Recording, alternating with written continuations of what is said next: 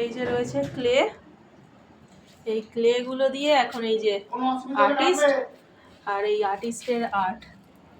এর আগেও অনেক দিন আগে ও একটা ভোলে বাবা তৈরি করেছিল, ওটাও দারুণ হয়েছিল, কিন্তু ওটার ভিডিও কিছু করা হয়নি। বাট আজকে এখন এটা দেখে আমি তো ভিডিওটা না করে থাকতে পারলাম না। এটা হচ্ছে আর্টিস্ট আর এটা হচ্ছে আর্ট। হাতে কি চলছে এটা এখনো? ইঁদুর। ইঁদুর? ইঁদুর কি হয়? গণেশ ঠাকুরের বাহন। গণেশ ঠাকুরের বাহন? দেখো মুখটা ঠিক করে দেখাও। আর্টিস্টের মুখ ঠিক করে না দেখালে কি করে চলবে? হবে না। ঠিক আছে, যদি তোমাদের ভালো লেগে থাকে এই গণেশ ঠাকুরটাকে, তাহলে একটু ছোট্ট করে লাইক করে দিও। এই যে দেওয়ালটার অবস্থা,